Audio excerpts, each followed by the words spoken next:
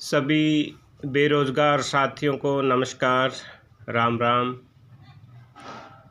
फ़िलहाल आज हम बात करने जा रहे हैं कि कैसे बीजेपी हरियाणा में सत्ता में रह पाएगी आने वाले विधानसभा चुनावों में, या कैसे कांग्रेस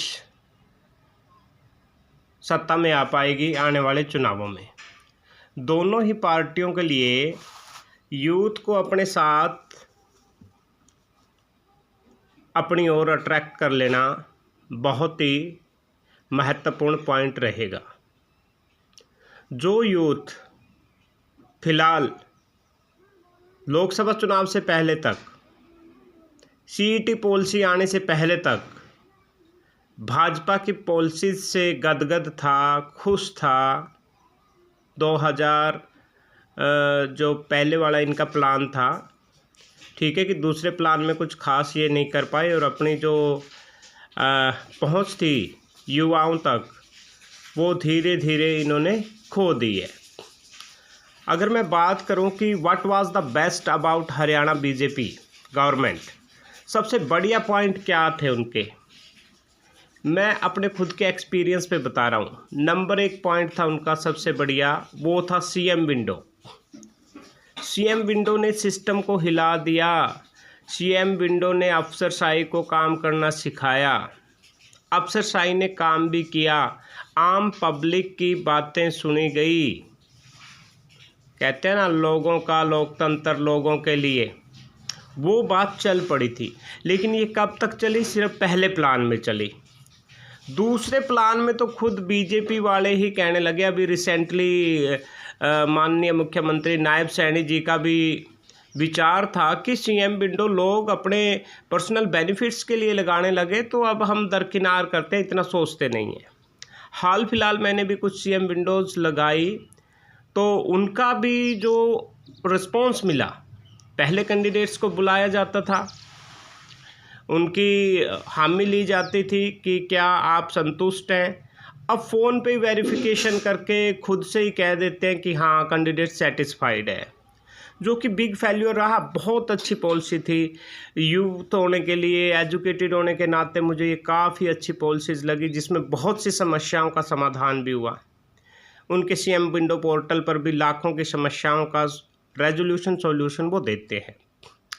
दूसरा बेस्ट पॉइंट जो था हरियाणा बीजेपी का गवर्नमेंट का, वो था हरियाणा के हर एक युवा को, डिज़र्विंग कैंडिडेट को बिना खर्ची बिना पर्ची के जॉब देना, नौकरी देना।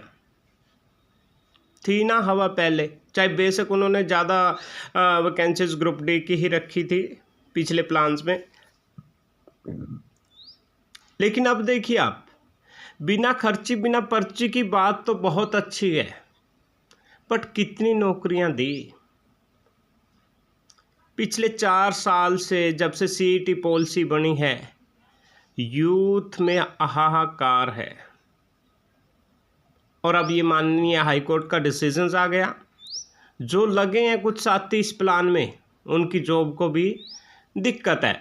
कोर्ट के ऑर्डर के अनुसार दिक्कत है, चाहे सरकार बेशक कुछ कहती रहे, चाहे कुछ जाने माने यूट्यूबर्स अपने आप को मानने वाले कुछ भी कहते रहे कि हाँ जवाहरलाल यादव जी ने ये कह दिया, मुख्यमंत्री श्री नायब सिंह सैनी ने ये कह दिया कि हम इनकी जॉब जाने नहीं देंगे। भाई कोर्ट के ऑर्डर के अनुसार तो जाएंगी जॉब्स, अगर वो दोबारा से क्वालिफाई नहीं कर पाते। 6 महीने का टाइम है। अब 6 महीने में सरकार इलेक्शन के लिए सोचेगी या यूथ के लिए सोचेगी? पिछले 5 सालों में तो सोचा ही नहीं।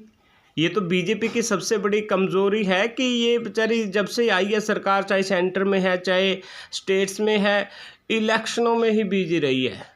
हड़पने की कोशिश है हर एक राज्य को, हर एक मतलब हर एक जो सामाजिक वर्ग है, कुछ भी है, किसी भी तरह से टूट फूट कर जो ड्रॉबैक रही, धर्मांध होकर, धर्म के उसमें पढ़कर, भाई धर्म को मानने वाले हमारे देश में तो डाइवर्सिटी है, अनेकों धर्मों को माना जाता है, तो आप एक के ऊपर चलोगे तो बाकी तो साथ छोड़ेंगे ना।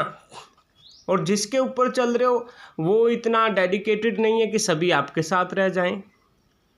तो सर्व धर्म को आपने सम्मान देना पड़ेगा अगर आप आने वाले चुनाव में कुछ सीटें पाना चाहते हैं। तो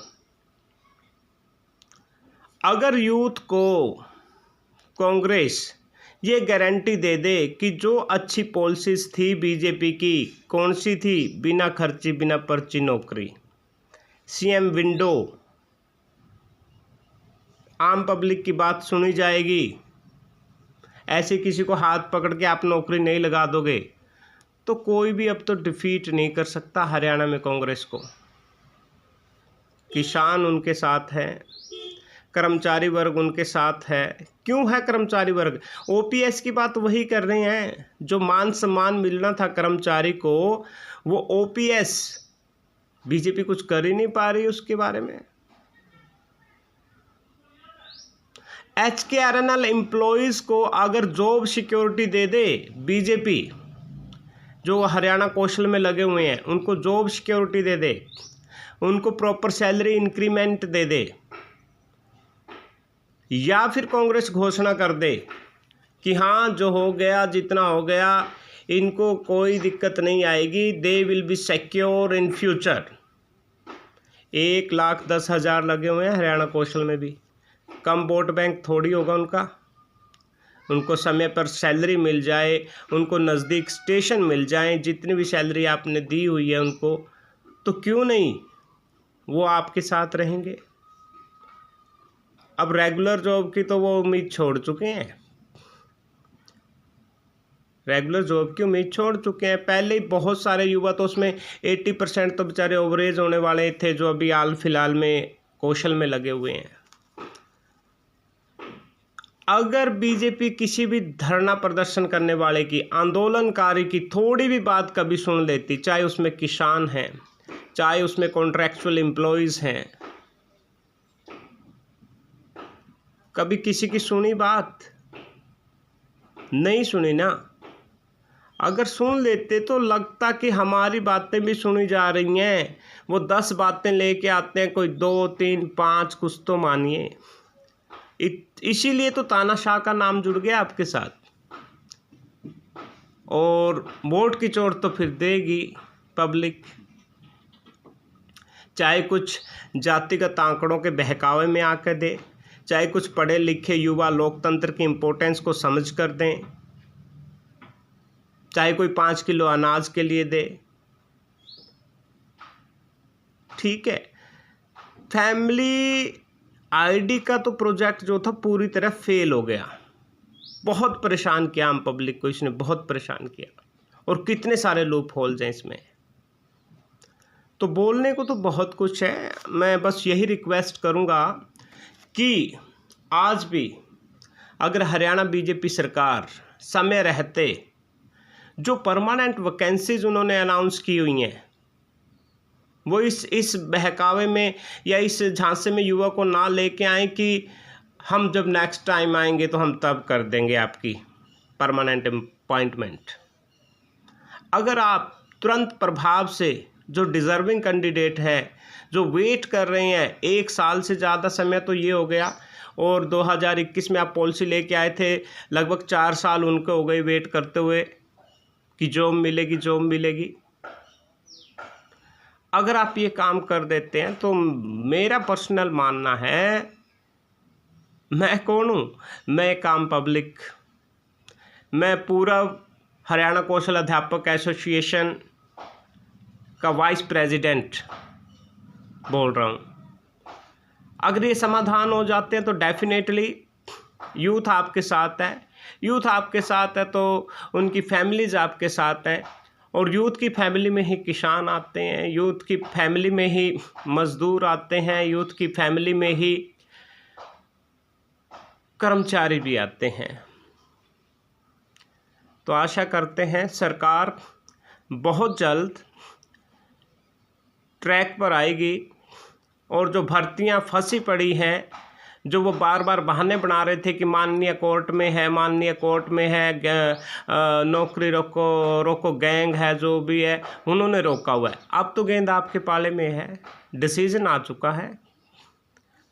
अब आप कृपया उन नौकरियों को फंसाने की बजाय युवाओं को लगाने की बात करें। धन्यवाद। आपका आने वाला इलेक्शन शुभ हो।